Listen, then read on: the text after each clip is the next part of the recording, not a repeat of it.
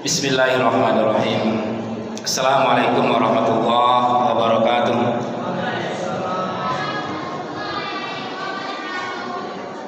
Alhamdulillahirabbil alamin. Allazi khalaqal insana fi ahsani taqwim. Tsumma radadnahu asfala safilin. Asyhadu an la ilaha illallah wahdahu la syarika lah. Wa asyhadu anna sayyidina Muhammadan abduhu wa rasuluhu la nabiyya ba'dah. Allahumma shalli wa sallim wa barik ala sayyidina Muhammadin wa ala alihi wa sahbihi rasulillah ajma'in. Bapak dan Ibu, orang tua kami, ayah bunda, saudara-saudari serta generasi muda sidang jamaah salat Isya dan tarawih yang dirahmati Allah Subhanahu wa taala. Bersyukur kita kepada Allah. Pada malam hari ini tak terasa kita sudah berada di malam kelima Ramadan. Bersyukur alhamdulillah kita. Doa kita 2 bulan yang lalu yang sering kita bacakan dan kita aminkan dari imam-imam kita, alhamdulillah Allah kabulkan. Allahumma barik lana fi Rajab wa Sya'ban. Ya Allah, berkati kami selama bulan Rajab dan Sya'ban, dan akhir dari doa kita mohon faballighna Ramadan, dan sampaikan kami, pertemukan kami dengan bulan Ramadan. Saat ini kita sudah berada pada bulan Ramadan. Mau kita apakan Pak Ramadan ini? Apakah Ramadan ini cukup kita lewatkan begitu saja, atau dia biasa saja seperti 11 bulan lainnya? Tak ada sedikit pun kita istimewakan, atau dia akan kita jadikan sebagai tamu agung yang ketika menyambutnya saja kita persiapkan dengan sebaik mungkin. Salah satu persiapan kita menyambut Ramadan adalah dengan kita melakukan taubat kepada Allah, memohon ampun kepada Allah Subhanahu wa taala sebelum masuk ke Ramadan, agar dosa-dosa kita dihapuskan oleh Allah, paling tidak agar kita tenang dan nyaman untuk memasuki bulan Ramadan. Kemudian selama Ramadan kita jalankan ibadah Ramadan dengan sepenuh hati, dengan keimanan dan kesungguh-sungguhan. Man shoma Ramadana imanan wa ihtisaban ghufira lahu ma taqaddama min dzambi. Siangnya kita puasa. Man qama Ramadana imanan wa ihtisaban ghufira lahu ma taqaddama min dzambi. Malamnya kita dirikan qiyamul lail. Jadi satu paket waktu Ramadan itu. Siang kita puasa, malam kita qiyamul lail, tarawih, witir. Kurang sempurna Ramadan seseorang yang dia hanya melaksanakan puasa siang harinya saja, sementara tarawihnya, qiyamul lailnya dia tak lakukan. Ada juga orang yang berebut untuk pergi tarawih karena ingin bertemu dan malu mungkin kalau tak tarawih dilihat orang, tapi siangnya ia tak puasa. Itu lebih parah lagi. Maka satu paket dari Ramadan adalah siang puasa, malam qiyamul lail. Andaikan kita mungkin ditakdirkan Allah punya kesibukan malam, bukan berarti karena kesibukan itu kita tidak tarawih. Mungkin kita tak sempat tarawih di masjid, tapi paling tidak kita laksanakan setelah kegiatan kita, sebelum kita tertidur, maka kita sholatkan sholat tarawih di rumah sendiri. Bukan berarti harus meninggalkan dan tidak melaksanakan sholat tarawih. Salam dan salam buat Rasulullah Nabi Muhammad SAW. Allahumma sholli ala Muhammad wa ala ali Muhammad. Assalamualaikum ya Rasulullah. Bapak dan Ibu yang dirahmati Allah, kaum muslimin, saudara-saudariku yang dirahmati Allah Subhanahu wa taala. Bersyukur kita di saat saudara-saudara kita yang lain 2 hari, 3 hari menjelang Ramadan, bahkan 1 hari jelang Ramadan. Bahkan ada yang saat malam pertama Ramadan, ketika hendak berangkat tarawih, dia dipanggil oleh Allah Subhanahu wa taala, tak bertemu dia di Ramadan.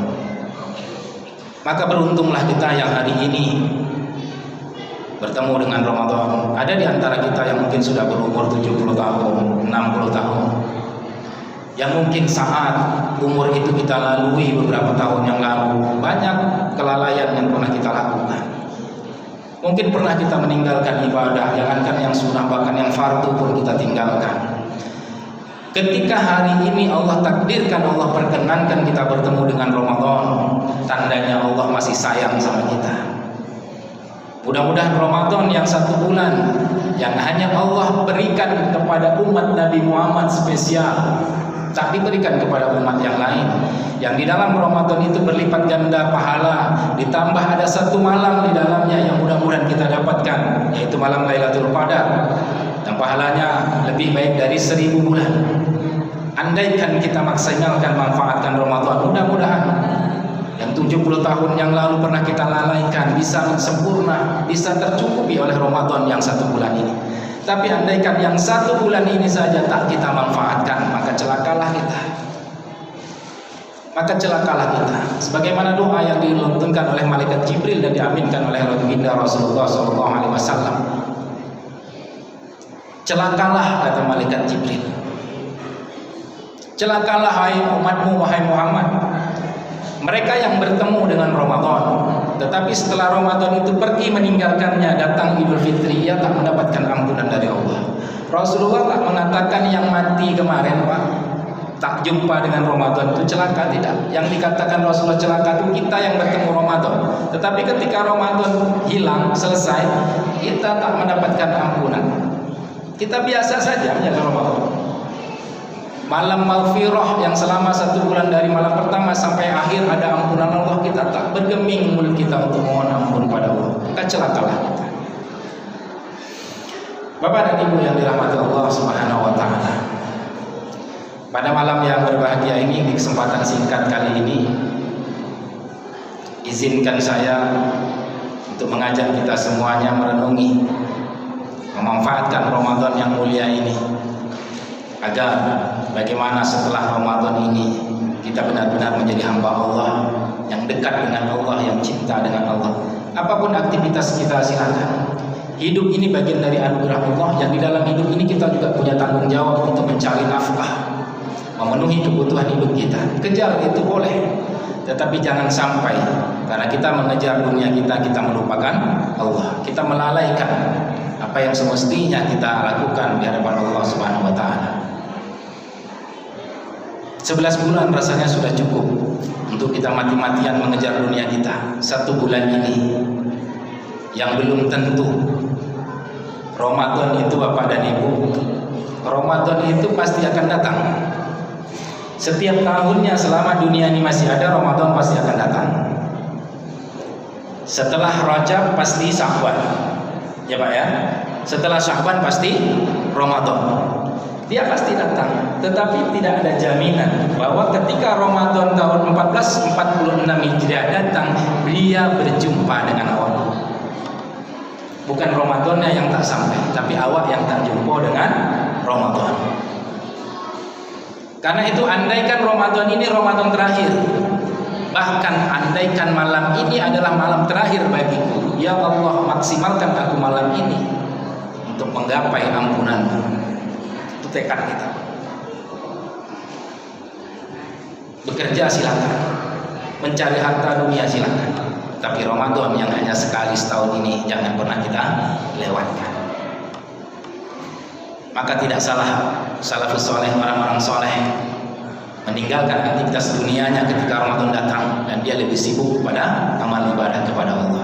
Tak rugi dia meninggalkan dunia karena 11 bulan dia sudah dapatkan. Tetapi yang Ramadan yang 1 bulan ini belum tentu dia dapatkan tahun depan.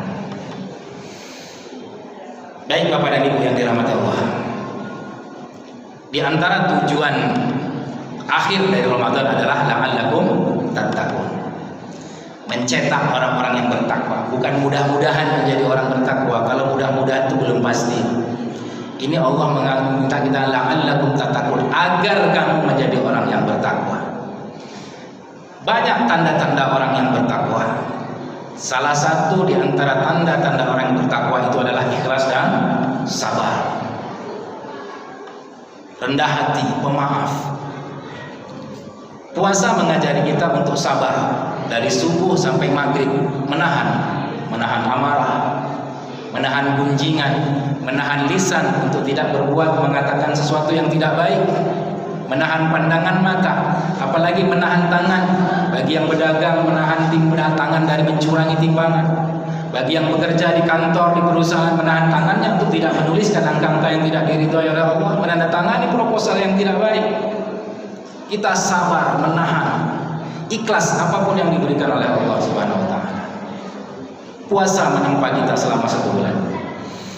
Karena itu pada malam ini saya ingin menyampaikan satu kisah. Di salah satu sudut Masjid Nabawi ada satu tempat yang biasa digunakan oleh Rasulullah bersama para sahabat untuk berkumpul. Selesai melaksanakan sholat berjamaah, Rasulullah mengadakan tausiah, cerita-cerita bareng sahabat. Itu rutin dilakukan. Suatu ketika pada suatu hari, di sela-sela perbincangannya dengan para sahabat, Rasulullah mengatakan, akan datang seorang pemuda ahli surga. Para sahabat terheran, siapa gerangan pemuda yang dimaksud oleh Rasulullah? Di antara kita tak ada yang terlalu muda. Yang paling muda paling Ali bin Abi Thalib. Abu Bakar sebagai lebih tua dari apa? Mohon maaf. Umar mungkin sebagai apa? Wah, tapi gak perkasa Umar. Utsman bin Affan imbang-imbang saya lah. Ali bin Abi Thalib ini yang muda-muda. Siapa pemuda yang dimaksud oleh Rasulullah? Dijamin masuk surga. Besok hari berikutnya, di kesempatan yang lain, di hari yang berbeda, Rasulullah kembali, saat berkumpul kembali, Rasulullah mengatakan akan datang seorang pemuda ahli surga. Makin penasaran lah Pak sahabat tadi, siapa gerangan yang dimaksud Rasulullah? Penasaran kami, tapi tak datang-datang orang selain kami yang biasa berkumpul. Hari berikutnya, di hari yang ketiga, Rasulullah kembali mengatakan itu, mengatakan hal yang sama, akan datang sebentar lagi seorang pemuda ahli surga. Makin penasaran lah Pak kawan itu. Lah 3 kali Rasulullah bilang siapa gerangan, siapa jawab. Tak lama kemudian datanglah, terlihat dari jauh seorang pemuda yang asing bagi mereka, bagi para sahabat. Tak pernah dia lihat. Dari jauh terlihat tangan kirinya nenteng sandal jepit buruk, terompa buruk di bawahnya Pak. Dan di wajahnya semakin dekat terlihat air wudhu masih basah. Kemudian pemuda itu masuk dalam masjid, sholat 2 rakaat. Jadi adab masuk masjid itu begitu Pak. Tidak boleh seorang di antara kalian masuk ke masjid langsung duduk sebelum dia sholat 2 rakaat. Namanya sholat tahiyatul masjid. Setelah sholat tahiyatul masjid, pemuda itu pun duduk ikut nimbrung bareng, cerita-cerita bersama Rasulullah. Sahabat-sahabat melihat, iko lah apa aja yang dimaksud Rasulullah. Iko lah katanya. Nah ada yang lain. Selesai daripada mengikuti kajian bersama Rasulullah, ada seorang sahabat yang penasaran. Saking penasarannya dia berbohong Pak, tapi bohongnya untuk siasat mendekati pemuda tadi. Berkenalanlah dia. Siapa nama waktu di makam kampung. Kalau sama anak muda kan gitu aja Pak, nak apa, awak lebih tua. Di makam kampung. Siapa nama? Di mana tinggal? Nama saya ini. Saya dari kampung sana, tinggal sekarang di situ. Oh, sudah kenalan. Akrab. Kemudian sahabat tadi berbohong kepada pemuda tadi. Aku malu sebetulnya nak bicara sama engkau itu. Ada sesuatu yang nak aku katakan. Aku sedang ada masalah dengan ayahku. Aku sedang berantem. Aku sedang ribut sama ayahku. Jadi aku malu untuk pulang. Kata sahabat tadi Pak. Boleh tak aku nginap di rumah? Daripada aku pulang, malas aku nengok muka ayahku tua. Boleh tak aku nginap di rumah? Oke, baik, silakan.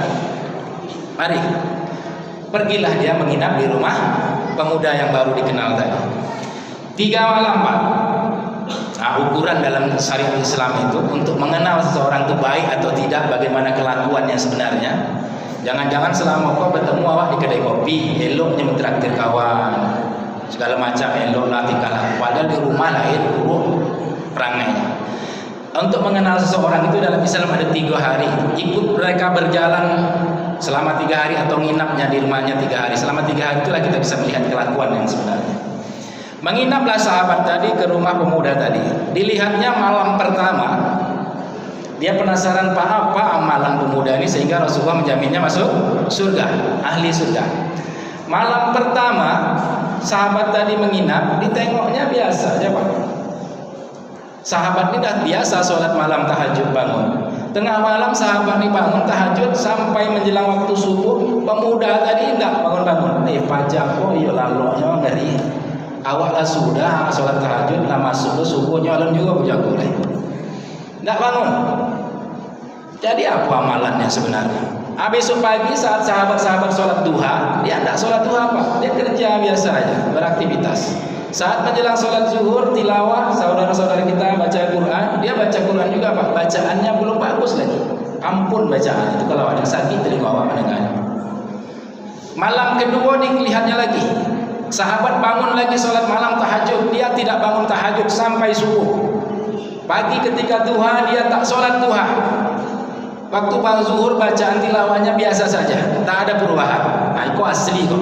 Lalu malam, lalu hari, bentuk itu juga asli kok. Jadi apa yang membuat Rasulullah menjaminnya masuk surga? Malam ketiga, cukup lah dan tengok ke malam ketiga, ada tak yang dirahasiakannya? Malam ketiga bentuk itu juga Pak. Tak ada perbedaan. Nyelaloknya menengkurnya. Jago nak jago pas orang azan subuh, baik ke masjid. Siang duha ndak jauh. Al-Quran bacaannya biasa. Penasaran ditanya lah sama sahabat. Pala hatinya ditanya. Wahai pemuda, aku sebenarnya bohong sama kamu. Aku bohong sama kamu. Aku tak ada masalah dengan ayah. Sahabat tu tak ada yang bercakap dengan ayah itu Pak. Beda sama awak. Ayah sendiri nak ditenju gara-gara nak bagi piti belanja. Sahabat tak ada. Nya bohong aja. Kalau awak kan enggak.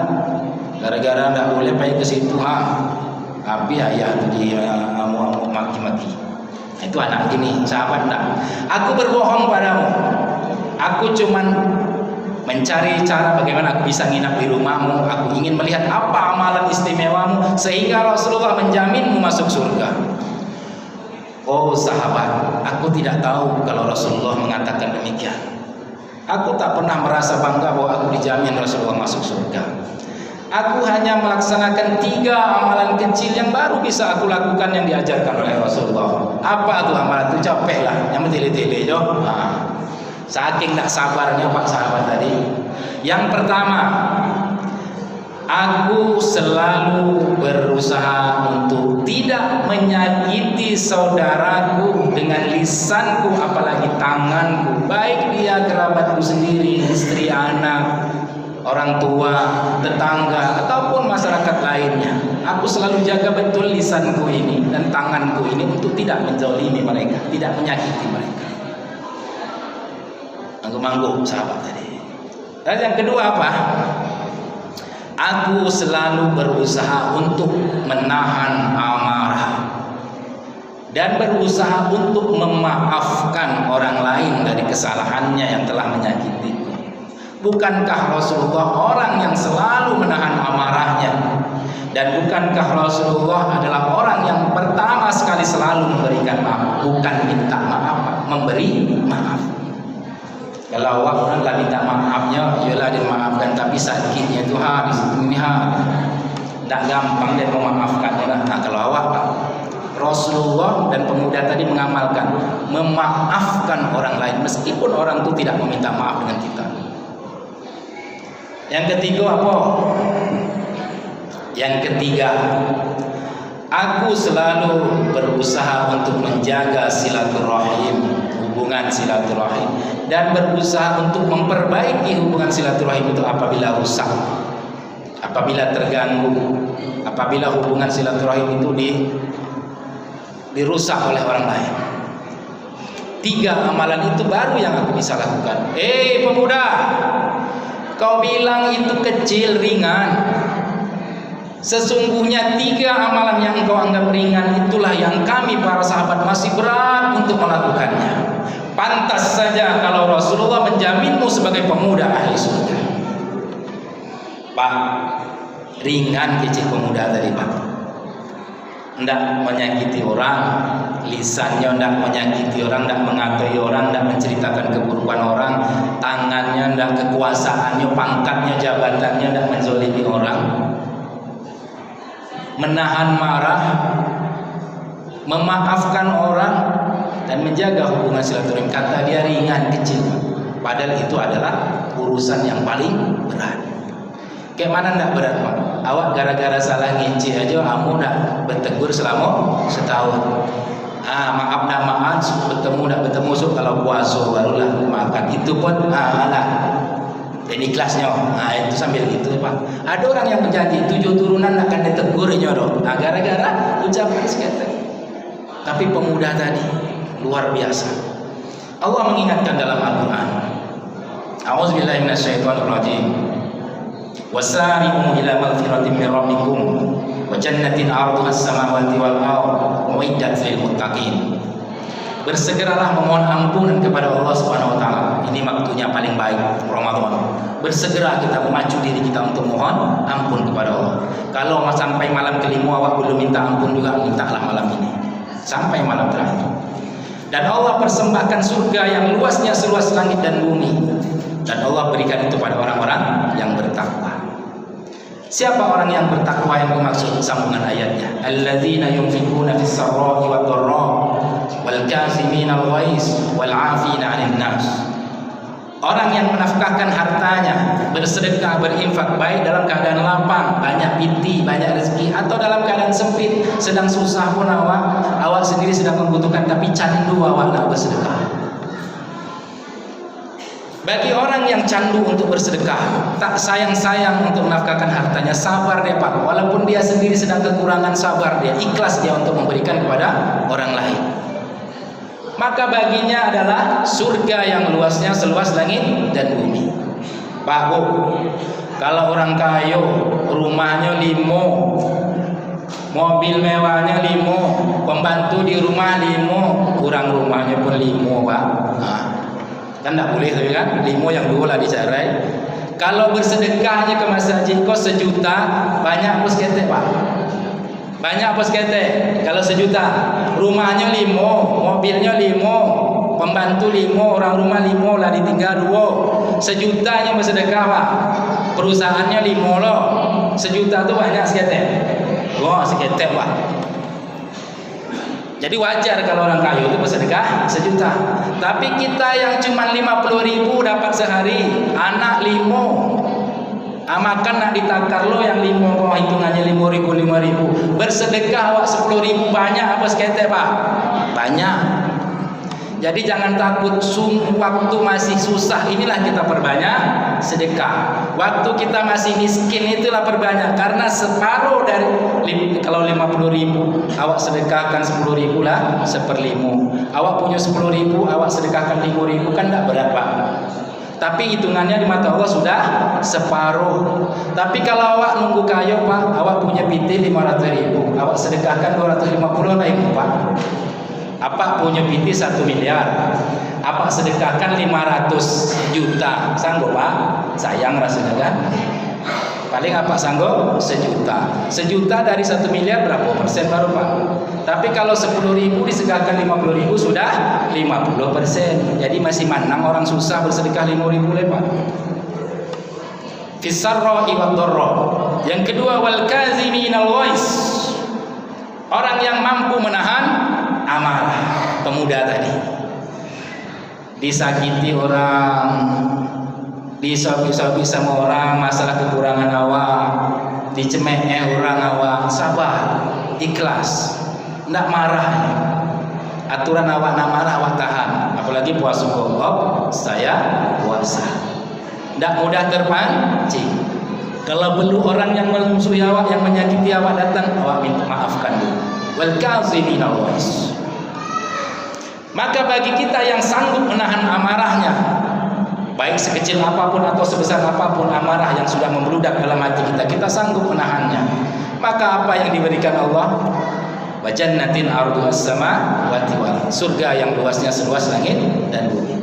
Yang ketiga, wal 'afina 'anil nas. Mampu memaafkan orang lain sebesar apapun kesalahan orang itu. Pak Bu, kalau boleh saya berikan pertanyaan. Kalau kita sedang disakiti orang, kita sedang dizolimi orang, Ustaz, iya Ustaz, gampang Ustaz ngecek Ustaz. Gampang Ustaz ngomong Ustaz. Yang merasakan saya Ustaz, sakitnya tuh di sini Ustaz. Haram, 7 turunan nggak akan masuk ke rumah begitu Ustaz. Sedang sholat pun Pak, aturan sholatnya setiap hari di Gunung Merah, gara-gara ada pajak tuh sanggup pergi sholat ke sebelah. Mana ibu pilih, bapak pilih antara menahan ego untuk menyimpan dendam, yang ujung dari dendam itu ada 4 penyakit yang pasti datang kepada kita. Pak, kalau kita suka menyimpan amarah, menyimpan dendam, yakinlah ketika teringat saja orang itu, sampai tertidur pun, termimpi pun wajah beliau itu juga yang datang, maka siap-siap asam lambung naik, ya kan? Darah tinggi datang, sakit jantung muncul, ujung-ujungnya liver atau ginjal. Apa enggak? Kalau sudah serangan sebab darah tinggi, teringat orang itu, berobat ke dokter, obat darah tinggi itu enggak cocok sama lambung awak, karena itu lambung. Berobat ke lambung, diagi ubek lambung itu bermasalah lo sama jantung awak, debar-debar jantung awak. Gara-gara awak dendam sama orang, sampai penyakit kronis berat datang pada kita. Mana ibu dan bapak pilih antara menahan ego dan menyimpan dendam bertahun-tahun yang menimbulkan sakit dalam jiwa kita, atau ibu rela meninggalkan semua dendam itu tanpa sedikit pun merasa harga diri dan turun, harga diri dan hilanglah kalau dan maafkan orang itu, tetapi Allah berikan ganjaran surga yang luasnya seluas langit dan bumi. Mana Pak pilih Pak? Menyimpan dendam atau dapat surga Pak? Itu dia Pak jawabannya. Karena di surga itu semua dijanjikan oleh Allah. Apa yang kita inginkan di dunia ini ada semua di surga. Termasuk bapak-bapak, ibu-ibu, orang di luar sana yang suka khamar, mabuk-mabuk, ada di surga. Tapi sudah halal semua Pak. Apa-apa yang merokok di surga boleh merokok Ustaz? Boleh. Kan ada yang bertanya sama Ustaz tuh, Ustaz, ambo kok perokok berat Ustaz? Inilah tobat, ambo lah beramal ibadah, mudah-mudahan masuk surga. Kalau ambo masuk surga, boleh merokok di surga Ustaz? Boleh. Boleh bawa rokok Ustaz? Boleh. Tapi di surga tidak ada api. Kalau nak merokok, nak ambil rokok, baik ke neraka, ambil api neraka. Itu Pak. Surga yang luasnya seluas langit dan bumi. Wal afina anin nas, ditutup, mampu memaafkan orang lain. Seberapa dendam pun, seberapa besar pun sakit hati, dendam kita, amarah kita, maafkanlah orang itu. Karena dengan meninggalkan ego kita, dengan memberikan maaf, hati kita akan tenang. Kalau kita sudah ikhlas memaafkan saudara kita yang menyakiti kita, maka insya Allah hati kita akan tenang, hidup kita akan bahagia, penyakit akan hilang. Karena sumber penyakit itu dua sebenarnya Pak. Seberat apapun penyakit, terutama penyakit yang 4 tadi, jantung, darah tinggi, kolesterol, asam lambung, ginjal, liver, itu penyebabnya dua ya Pak, hati dan pikiran. Kalau hati awak terusik, pikiran awak berkecamuk, pasti datang tuh asam lambung naik. Asal tekanan apa jatuh lah, mual-mual aja baru, tak mau makan. Lama-lama sakit jantung awak. Ubeknya dua aja Pak. Kalau dokter itu sampai ke Singapura itu hanya cara untuk mengurangi rasa sakit. Tapi obat yang menyembuhkan apa? Hati dan pikiran juga. Lapangkan hati kita, jernihkan pikiran kita, ikhlas dan maafkan orang itu. Insya Allah Allah berikan kesembuhan. Mudah-mudahan puasa yang 1 bulan ini akan menempa diri kita menjadi orang-orang yang penuh dengan kesabaran dan keikhlasan, sehingga apapun yang kita lakukan selalu mendapatkan kebahagiaan dari Allah Subhanahu wa taala. Sabar menghadapi ujian, sabar menghadapi segala cobaan, termasuk nanti sabar mau Idul Fitri awak nak mudik pulang kampung tapi tidak cukup biaya, sabar, tinggal aja di Pekanbaru atau pulang kampung apa adanya. Di rumah awang orang tinggal 1 hari lagi, tapi rumah masih biasa-biasa aja, pakaian baru, alun-alun, gorden baru, alun-alun. Sabar, ikhlas. Apa yang ada dinikmati. Insya Allah awak jauh dari penyakit, awak aman, bahagia. Ya, bahagia dunia dan akhirat. Tujuan akhir dari Ramadan bukan untuk mengejar pesta pora Idul Fitri, tapi Idul Fitri adalah bagian hadiah yang disiapkan Allah karena kita telah tuntas melaksanakan Ramadan dengan sempurna.